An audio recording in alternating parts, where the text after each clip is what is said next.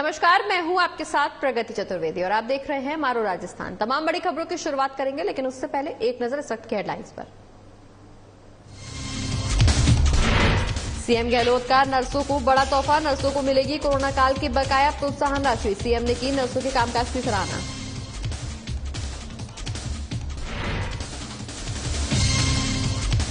मुख्यमंत्री अशोक गहलोत ने दी उदयपुर को बड़ी सौगात, कई विकास कार्यों का किया लोकार्पण और शिलान्यास। बर्ड पार्क का भी किया गया लोकार्पण।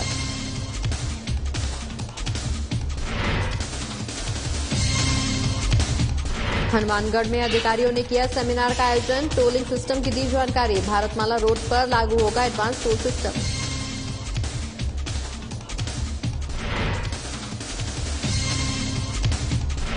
ताजमहल विवाद के बीच बोली बीजेपी सांसद दिया कुमार, हमारी जमीन पर बना है ताज। ताजमहल में बंद कमरों को खुलवाने की उठाई मांग।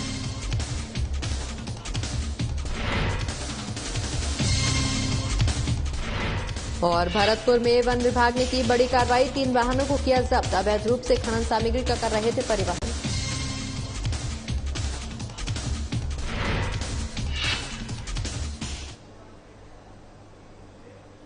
चलिए खबरों की शुरुआत करेंगे, जहां मुख्यमंत्री अशोक गहलोत उदयपुर में आरएनटी मेडिकल कॉलेज में 34 करोड़ की लागत से बने भवन और नई मशीनों का शिलान्यास और लोकार्पण समारोह को संबोधित कर रहे थे। बता दें कि गहलोत 13 से 15 मई तक आयोजित होने वाले कांग्रेस के नव संकल्प चिंतन शिविर की तैयारियों के सिलसिले में उदयपुर पहुंचे हैं। इस दौरान उन्होंने कहा कि अन्य राज्यों के सेक्रेटरीज यहां आकर हेल्थ सिस्टम को देख रहे हैं, जिसे वो अपने यहां लागू करना चाहते हैं। पीएम मोदी को राजस्थान मॉडल को देश भर में लागू करना चाहिए। सीएम गहलोत ने कहा कि हेल्थ और एजुकेशन राजस्थान सरकार की प्राथमिकता है। उन्होंने ये भी कहा कि हमने प्रदेश के पीएचसी, सीएचसी और जिला अस्पतालों में फ्री इलाज, फ्री जांच की सुविधा शुरू कर दी है। देश में राजस्थान ऐसा पहला राज्य है जो अपने नागरिकों को सोशल सिक्योरिटी दे रहा है। गहलोत ने यह भी कहा कि प्रधानमंत्री नरेंद्र मोदी को चाहिए कि हेल्थ के मामले में राजस्थान मॉडल को पूरे देश में लागू करें। वहीं आपको ये भी बता दें कि मुख्यमंत्री एमबी अस्पताल के सभागार में इंटरनेशनल नर्सिंग डे के मौके पर नर्सेस को संबोधित कर रहे थे। तभी नर्सिंग एसोसिएशन के मुखिया गिरीश जोशी ने प्रोत्साहन राशि का ध्यान आकर्षित करवाया। इस पर मुख्यमंत्री ने तत्काल सेक्रेटरी से बातचीत की और घोषणा की और कहा कि बकाया प्रोत्साहन राशि जल्द ही मिल जाएगी। वहीं मुख्यमंत्री ने कोरोना काल में नर्सों के कामकाज की सराहना भी की।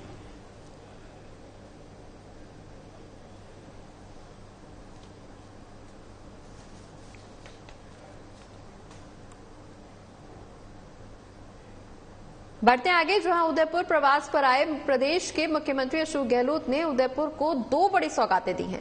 सीएम अशोक गहलोत ने गुलाब बाग उद्यान में 12 करोड़ की लागत से बने बर्ड पार्क का लोकार्पण किया है। साथ ही उन्होंने संभाग के सबसे बड़े एमबी हॉस्पिटल में 33.49 करोड़ रुपए की स्वास्थ्य सेवाओं का विस्तार करते हुए विभिन्न विकास कार्यों का लोकार्पण और शिलान्यास भी किया। वहीं इस दौरान अपने प्रवास के दौरान मुख्यमंत्री अशोक गहलोत सुबह 10:30 बजे गुलाब बाग पहुंचे। उन्होंने राष्ट्रपिता महात्मा गांधी की प्रतिमा पर पुष्प अर्पित कर उन्हें नमन भी किया। इसके बाद सीएम नवनिर्मित राजस्थान के पहले बर्ड पार्क पहुंचे, जहां उन्होंने बर्ड पार्क का लोकार्पण किया और इस दौरान सीएम अशोक गहलोत ने बर्ड पार्क में पौधारोपण भी किया और बर्ड पार्क का अवलोकन भी किया। इसके बाद करीब 11:30 बजे मुख्यमंत्री रविन्द्रनाथ टैगोर आयुर्विज्ञान महाविद्यालय पहुंचे, जहां उन्होंने बाल चिकित्सालय का निरीक्षण किया। साथ ही चिकित्सालय में करीब 34 करोड़ के विकास कार्यों का लोकार्पण और शिलान्यास भी किया। तो मुख्यमंत्री अशोक गहलोत ने 12 करोड़ की लागत से बनने वाले बर्ड पार्क का यहां लोकार्पण किया है और इस दौरान कई बड़ी सौगातें यहां सरकार की तरफ से जनता को दी गई हैं। बता दें कि कई विकास कार्यों का लोकार्पण और शिलान्यास हुआ है। बर्ड पार्क का लोकार्पण करने पहुंचे हैं मुख्यमंत्री अशोक गहलोत। बता दें कि इस बर्ड पार्क की लागत लगभग 12 करोड़ रुपए बताई जा रही है। उससे जनता में बेहद खुशी का माहौल है। वहीं इस दौरान सबसे पहले वो पहुंचे हैं जहां उन्होंने पुष्प अर्पित किया है महात्मा गांधी की प्रतिमा पर और मौके पर उन्हें नमन किया है। साथ ही नवनिर्मित राजस्थान के पहले बर्ड पार्क का लोकार्पण भी वो करते हुए नजर आए हैं।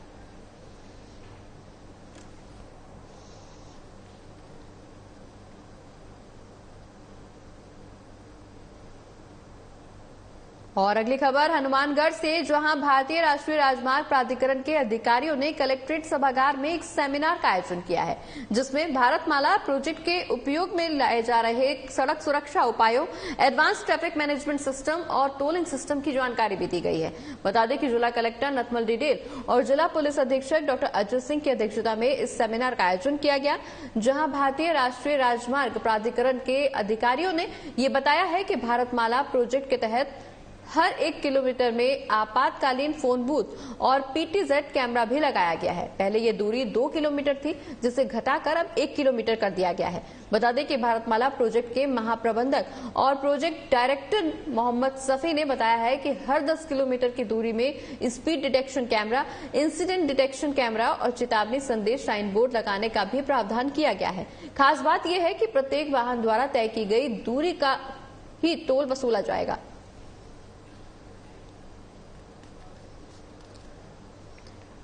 तो चिंतन शिविर में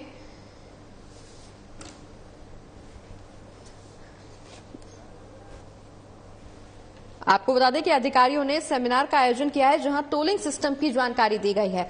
खबर हनुमानगढ़ से है, जहां टोलिंग सिस्टम की जानकारी देने के लिए यहां अधिकारियों ने सेमिनार का आयोजन किया है, जहां भारतमाला रोड पर एडवांस टोल सिस्टम लागू होगा और ये टोल सिस्टम कैसे एक्टिव होगा, कैसे काम करेगा, इस सेमिनार के माध्यम से ये तमाम जानकारियां साझा की गई हैं।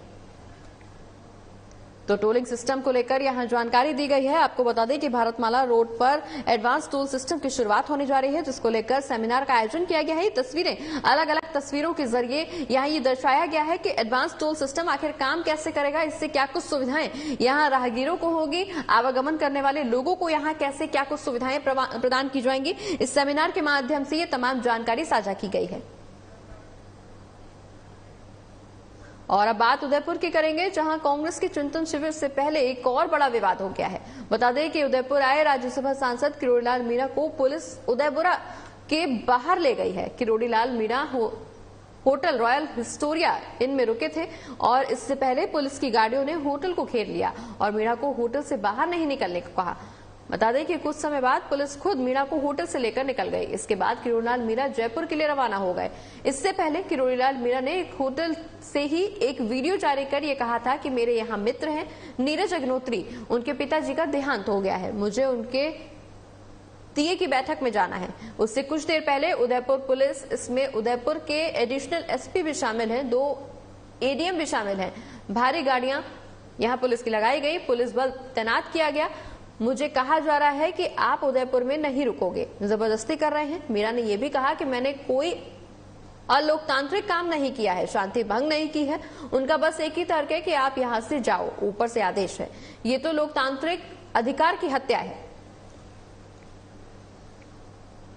तो आपको बता दें कि जयपुर के लिए रवाना हो गए हैं किरोड़ीलाल मीणा। इससे पहले वो एक होटल में रुके थे और इस दौरान उन्होंने एक वीडियो भी जारी किया था और उन्होंने साफ तौर पर कहा था कि पुलिस की गाड़ियों ने होटल को घेर लिया है और मीणा को ये पुलिस की तरफ से कहा गया है कि आप होटल से बाहर नहीं निकलेंगे।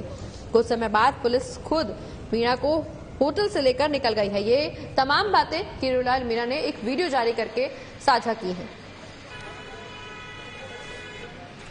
डॉक्टर किरोड़ीलाल रात को ही उदयपुर आया था और मेरे यहाँ मित्र हैं नीरज अग्निहोत्री, उनके पिताजी देवलोक से भाग गए। आज उनके मेरे को किए की बैठक में जाना है गमीकी में, वो बॉम्बे गए हैं, बॉम्बे से लौट रहे हैं। उससे ही पहले पुलिस, जिसमें उदयपुर के एडिशनल एसपी साहब हैं, 2 लोकतांत्रिक गई है। वन विभाग की टीम ने वैर भुसावर में कार्रवाई करते हुए 2 ट्रैक्टर ट्रॉलियों को भी जब्त किया है। साथ ही भुसावर थाने और एक ट्रैक्टर ट्रॉली को वैर थाने पर खड़ा कराया गया है। बता दें कि वन विभाग ने 3 ट्रैक्टर ट्रॉलियों को अवैध रूप से खनन सामग्री का परिवहन करते हुए जब्त किया है। वहीं जब्त किए गए वाहन चालकों से जुर्माना राशि वसूलने की प्रक्रिया भी जारी है।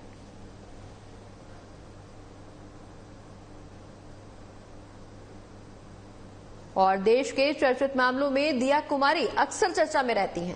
अयोध्या जन्मभूमि पर श्री राम मंदिर की सुनवाई के दौरान राम के वंशज को लेकर जब मुद्दा उठा था, तब भी जयपुर रॉयल फैमिली की इस सदस्य ने यह दावा किया था कि वो राम के वंशज हैं। इसके लिए वो कोर्ट में गवाही देने के लिए भी तैयार थी।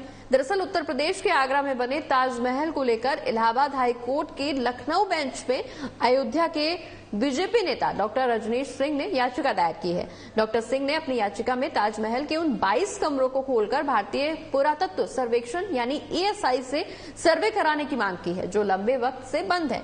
याचिकाकर्ता का कहना है कि ताजमहल में हिंदू देवी देवताओं की मूर्तियां और शिलालेख हो सकते हैं। अगर सर्वे होता है तो इससे पता चलेगा कि ताजमहल में हिंदू मूर्तियां और शिलालेख हैं या नहीं है। वहीं दिया कुमारी का कहना है कि मैं तो नहीं कहूंगी कि ताजमहल को तोड़ देना चाहिए, लेकिन उसके कमरे खोले जाने चाहिए। ताजमहल में कुछ कमरे बंद हैं, कुछ हिस्सा वहां लंबे समय से सील है। निश्चित तौर पर उसकी इंक्वायरी होनी चाहिए और उसे खोलना भी चाहिए, जिससे ये पता चल सके कि वहां क्या था। थी वो उसकी जो वहां पर हमारे पास भी जो दस्तावेज है उसमें ये जो प्रॉपर्टी है ये पैलेस था और शाहजहां ने इस पे कब्जा किया और उस समय तो क्या है कि सरकार उन्हीं की थी। आज भी अगर कोई गवर्नमेंट अक्वायर करती है आपसे लैंड तो उसके बदले में मुआवजा देती है। तो मैंने सुना कि उसके बदले उन्होंने कुछ मुआवजा दिया, लेकिन हम उस समय ऐसा कोई लॉ नहीं था कि आप उसको अपील कर सकते थे या उसके विरोध में कुछ कर सकते थे। तो वो उन्होंने डेफिनेटली वो जमीन जयपुर पूर्व राज परिवार की जमीन थी और आज भी ये जो स्थिति है बहुत अच्छा है कि इन्होंने किसी ने आवाज उठाई और पिटीशन फाइल की है। उसके लिए कोई भी अगर आवश्यकता पड़ेगी दस्तावेजों की या कुछ भी तो हमारे वहाँ ट्रस्ट में पोती खाना भी है। जो भी डॉक्यूमेंट्स है हम लोग प्रोवाइड करेंगे। अगर कोर्ट आदेश देगा तो डेफिनेटली हम लोग प्रोवाइड करेंगे। जयपुर राजघराने की राजकुमारी व सांसद दिया कुमारी ने दावा किया है कि ताजमहल की जमीन उनकी पुरखों की थी। मुगलों का उस समय शासन था और उन्होंने इसे ले लिया था। इसके बाद उनके पास उनके दस्तावेज उनके पोथी खाने में हैं, ऐसा दिया कुमारी ने कहा है। जी हाँ, बेपनाह खूबसूरती के लिए दुनिया में मशहूर ताजमहल इन दिनों 22 बंद कमरों और तहखानों के लिए सुर्खियां बटोर रहा है। जयपुर के राजघराने और राजकुमारी राजसमंद सांसद दिया कुमारी ने ताजमहल को मुगलों का नहीं बल्कि उनके पुरखों की विरासत का दावा किया है। शाहजहां द्वारा यह फरमान राजा जयसिंह को हवेली देने के लिए जारी किया गया था। फरमान में जिक्र है कि शाहजहां ने मुमताज को दफन करने के लिए राजा मानसिंह की हवेली मांगी थी। इसके बाद बदले में राजा जयसिंह को 4 हवेली दी गई थी। इस फरमान की सत्यापित नकल जयपुर स्थित सिटी पैलेस के संग्रहालय में संरक्षित है। प्रवीण भार्गव, साधना प्लस टीवी। बढ़ते आगे, बात अब हनुमानगढ़ के नोहर के करेंगे, जहां बुधवार रात को विश्व हिंदू परिषद के प्रखंड अध्यक्ष सतवीर सहारन पर हुए हमले के बाद पुलिस की कार्रवाई जारी है। इस मामले को लेकर दोनों पक्षों की ओर से मुकदमे दर्ज किए गए हैं। बता दें कि पुलिस ने अभी तक इस मामले में 39 लोगों को गिरफ्तार किया है। वहीं गुरुवार को पुलिस ने पूरे कस्बे में फ्लैग मार्च निकालकर आम जनता से शांति की अपील भी की है। इसके अलावा संभागीय आयुक्त नीरज के पवन, आईजी प्रकाश, जिला कलेक्टर नथमल डिडेल, एसपी अजय सिंह राठौर ने यहां पुलिस थाने में प्रेस कॉन्फ्रेंस के माध्यम से मीडिया से बातचीत कर पूरी जानकारी दी है। संभागीय आयुक्त नीरज के पवन ने ये बताया है कि किसी भी सूरत में कस्बे का सांप्रदायिक सौहार्द बिगड़ने नहीं दिया जाएगा। पूरे बीकानेर संभाग में पुलिस प्रशासन को अलर्ट किया जा चुका है। अतिरिक्त पुलिस जब्ता नोहर मंगवाया गया है। अलग अलग क्षेत्रों के लिए एरिया मजिस्ट्रेट भी नियुक्त किए गए हैं। वहीं जिला पुलिस अधीक्षक अजय सिंह राठौर ने जानकारी देते हुए ये भी बताया कि घटना के तुरंत बाद पुलिस ने कार्रवाई करते हुए सतवीर सहारन पर हमला करने वाले 7 लोगों को गिरफ्तार कर लिया है। उन्होंने ये भी बताया कि चक्का जाम करने वालों की मांग थी कि हमलावरों को गिरफ्तार किया जाए। तो हनुमानगढ़ में पुलिस की तरफ से ये बड़ी कार्रवाई की गई है। आपको बता दें कि इस दौरान विश्व हिंदू परिषद के प्रखंड अध्यक्ष सतवीर सहारन पर हुए हमले के बाद पुलिस की तरफ से ये लगातार कार्रवाई जारी है, जहां पुलिस ने इलाके में फ्लैग मार्च भी निकाला है और आम जनता से क्षेत्र में शांति व्यवस्था बनाए रखने की अपील की है। बता दें कि दोनों पक्षों ने मुकदमे दर्ज किए हैं और इस मामले में पुलिस ने अभी तक 39 लोगों की गिरफ्तारी की है। वहीं इस दौरान क्षेत्र का माहौल बिगड़ता देख भारी पुलिस बल को भी मौके पर तैनात किया गया है। साथ ही लगातार पुलिस की तरफ से आम जनता से शांति व्यवस्था बनाए रखने की अपील भी की जा रही है।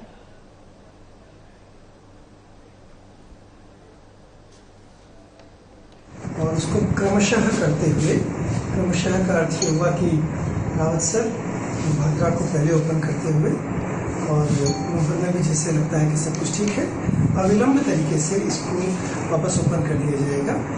हमने पूरे हनुमानगढ़ में भी बंद नहीं किया, केवल जहां पर घटना हुई थी केवल 3 तहसील में, वो भी संवेदनशीलता को ध्यान में रखते हुए जैसी स्थितियां ठीक होती है वापस इसको फिर भी सर कल तक ही होगा, आज तो नहीं होगा। पूर्ण संभावना है, जैसी स्थितियां ठीक, जैसा लग रहा है कि स्थितियां बहुत कुछ सही चल रही हैं। क्या इसके पीछे कोई साजिश है? तो मैं 3 बिंदु पॉइंट आउट करना चाहूंगा कि पुलिस का इतना प्रॉम्प्ट एक्शन होने के बावजूद तुरंत इंजर्ड को हमने एडमिट करा दिया, रेफर करा दिया, हमने जाब्ता डिप्लॉयड कर दिया, मुलजिमों की दस्तयाबी के लिए हमने प्रयास शुरू कर दिया। उसके बावजूद आधे घंटे के अंदर 250 लोगों का इकट्ठा होना, करीब 200 से 250 लाठियां पिकअप में भर के लाना, ये इस बात का संकेत है कि ये सब कुछ पूर्व नियोजित चल रहा था। जी जी। इसके बाद में यहाँ हमारे सारे आरोपियों को दस्तयाब करने और अरेस्ट करने के बावजूद भी धरना नहीं हटाना, यहाँ आकर के समुदाय विशेष के खिलाफ सांप्रदायिक तरीके से भड़काना, भाषणबाजी करना, वो इस बात का प्रमाण है कि वो पूर्व नियोजित कार्यक्रम कर रहे थे। कलेक्टर और एसपी की मौजूदगी में जो समझौता वार्ता समिति बनी थी, उसने चारों बड़े अधिकारियों से वार्ता करी और जिन जिन बिंदुओं पे सबको रोष था, केवल हमारी बात नहीं है, पूरे नौर शहर में और इलाके के लोग जिन पर नजर रखे हुए थे, उन तमाम बातों पे चर्चा हुई। एक एक बिंदु पर पूरा डिस्कशन हुआ। जो लाठीचार्ज हुआ, जिन लोगों को शांति भंग के आरोप में गिरफ्तार किया गया, जो एफआईआर दर्ज हुई, जो क्रॉस एफआईआर दर्ज हुई, तमाम बिंदुओं पर एक एक बिंदु पर विस्तार पूर्वक चर्चा हुई और स्थानीय प्रशासन ने, पुलिस ने, एडमिनिस्ट्रेशन ने हमें ये भरोसा दिलाया है कि रत्ती भर भी कोई भी गलत कार्रवाई या गलत व्यक्ति को नहीं फंसाया जाएगा। जितने भी दोषी व्यक्ति हैं उनको पकड़ा जाएगा। पुलिस ने रात्रि को इन पर जो लाठीचार्ज की बात हुई है, उन पर सतर्कता के लिए जांच की बात हुई है और जिन 5 आदमियों को जो वार्ता के लिए बिठाया था उसका हमने कड़ा विरोध भी किया और पुलिस ने माना कि इसके लिए हम जांच करेंगे। फिर भी इन्होंने हमें आश्वस्त किया है कि हम इस पर जांच करके निर्दोषों को कहीं नहीं फंसाएंगे और जो दोषी है उन पर उचित कार्रवाई करेंगे। यदि इसमें पुलिस किसी दबाव में आकर के या तुष्टि अपना करके कोई कार्रवाई करेंगे तो हम उस पर पीछे नहीं रहेंगे और पुलिस को बता देंगे कि सत्य की जीत होती है, जो घटना रिपोर्ट में है उसकी मैं नहीं। वहीं दूसरी ओर हनुमानगढ़ में आपदा प्रबंधन टीम के लिए 6 लाख की लागत से अत्याधुनिक ड्रोन की खरीदी की गई है। बता दें कि जिला कलेक्टर नथमल डिडेल ने कलेक्ट्रेट परिसर में इस ड्रोन के परीक्षण का जायजा भी लिया। वहीं कलेक्ट्रेट कार्यालय अधीक्षक ब्रजमोहन सोखल ने बताया कि इस अत्याधुनिक ड्रोन से 2 किलोमीटर की परिधि में सभी गतिविधियों पर नजर रखी जा सकती है। लॉ एंड ऑर्डर के मामलों में इस ड्रोन का इस्तेमाल किया जा सकेगा। सोखल ने यह भी बताया कि इस ड्रोन की ट्रेनिंग सूचना सहायक नवजोत सिंह जयपुर से लेकर आए हैं। तो 6 लाख की लागत से ड्रोन खरीदे गए हैं और अत्याधुनिक ड्रोन की खरीदारी आपदा प्रबंधन टीम के लिए की गई है। इस दौरान जिला कलेक्टर ने कलेक्ट्रेट परिसर में ड्रोन के परीक्षण का जायजा भी लिया है और उन्होंने साफ तौर पर कहा है कि 2 किलोमीटर की परिधि में सभी गतिविधियों पर इस ड्रोन के माध्यम से नजर रखी जा सकेगी।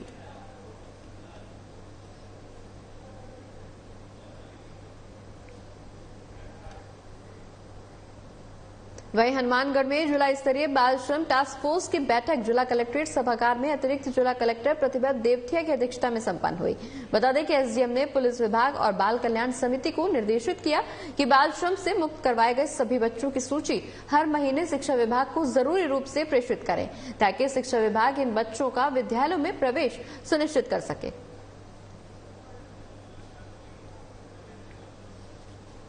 तो इस दौरान स्कूल में बच्चों का विद्यालयों में प्रवेश सुनिश्चित करने के लिए यहां आदेश दिए गए हैं। दरअसल बाल श्रम टास्क फोर्स की बैठक आयोजित की गई है और इस दौरान कलेक्टर प्रतिभा देवथिया की अध्यक्षता में यह बैठक हुई जहां तमाम मुद्दों पर चर्चा हुई। वहीं एसडीएम ने पुलिस विभाग और बाल कल्याण समिति को निर्देश दिए हैं कि बाल श्रम से जो भी बच्चे मुक्त कराए गए हैं उन तमाम बच्चों की सूची बनाई जाए और हर महीने शिक्षा विभाग को सौंपी जाए जिससे शिक्षा विभाग इन तमाम बच्चों का विद्यालय में प्रवेश करवा सके।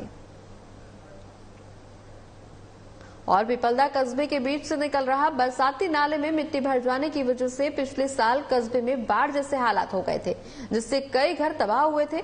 इसको लेकर आज बरसाती नाले के आसपास के ग्रामीणों ने पिपलदा तहसीलदार को ज्ञापन सौंपा है। बता दें कि उन्हें अपनी समस्या से अवगत भी कराया है और इस समस्या का समाधान करने की अपील भी की है।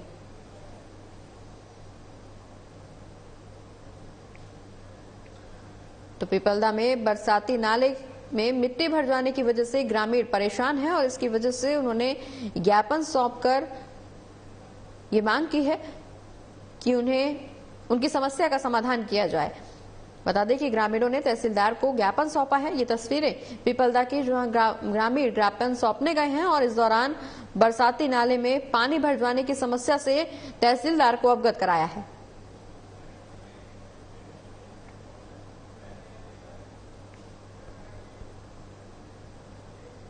बढ़ते आगे, जहां बुद्धखान गांव में पुलिस के सहयोग से दूल्हे की बारात निकाली गई है। दरअसल चेचक पुलिस थाना अधिकारी अमरनाथ जोगी ने बताया कि सोमवार रात को फोन के जरिए पुलिस को सूचना मिली कि चेचक पुलिस थाने के गांव बुद्धखान में धन्नालाल बैरवा के बेटे पिंटू बैरवा की शादी है, जो घोड़ी पर चढ़कर बारात लेकर गांव से जाएंगे, लेकिन गांव के कुछ लोग इसमें बाधा उत्पन्न कर सकते हैं। थाना अधिकारी बिना किसी देरी के पुलिस बल के साथ मौके पर पहुंचे और पुलिस की निगरानी में बड़े ही धूमधाम से बिना किसी रुकावट के बारात को निकलवाया गया। वैसे यहां पर 2 सालों से पुलिस की मौजूदगी में ही बारात को निकलवाया जाता है।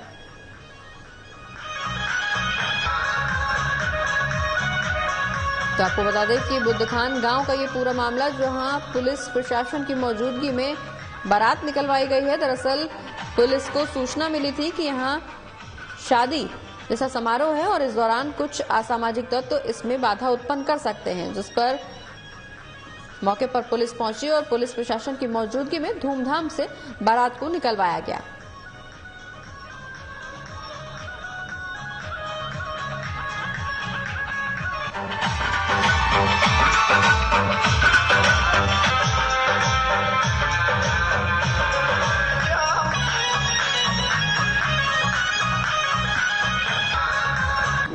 बुद्धखान से फोन आया था कि कालू सुनो धन्नालाल की बच्ची की शादी है, तो निकाल निकालना चाहते हैं। उस पर हमने जाब्ता भिजवाया था। ऐसी कोई बात वहाँ गांव में थी नहीं, फिर भी पुलिस की मौजूदगी में हमने उनकी अपराध निकासी के टाइम जाब्ता भिजवाया था। ऑपरेशन समानता चल रहा है पीएचसी की तरफ से। उसमें यदि इस प्रकार की कोई भी किसी को लगता है कि हमें कोई व्यवधान उत्पन्न कर सकता है, तो थाने पे सूचना कर सकता है, पुलिस कंट्रोल रूम पर सूचना कर सकता है।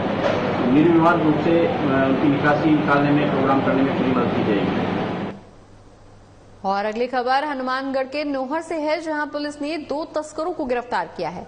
बता दें कि आरोपी नाकाबंदी के दौरान कार को भगाकर ले जाने की कोशिश में थे, जहां पुलिस ने इनका पीछा किया और इन्हें दबोच लिया। वहीं आरोपियों के पास से लगभग 2 किलो अफीम भी बरामद की गई है।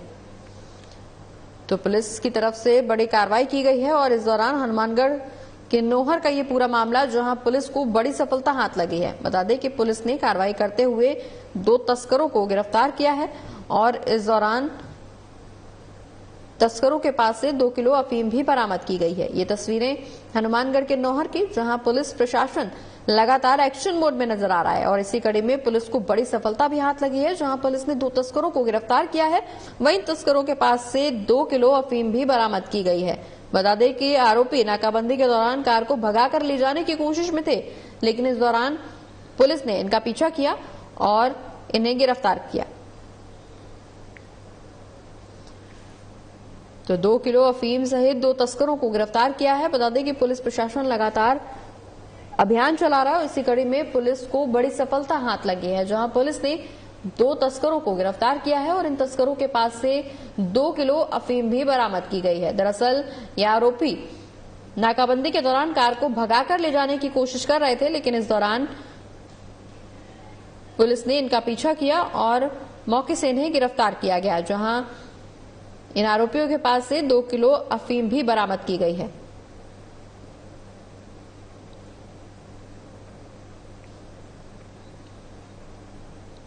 तो हनुमानगढ़ के नौहर में पुलिस प्रशासन लगातार एक्टिव मोड में नजर आ रहा है और इसी कड़ी में पुलिस को बड़ी सफलता हाथ लगी है। आपको बता दें कि पुलिस ने 2 तस्करों को गिरफ्तार किया है।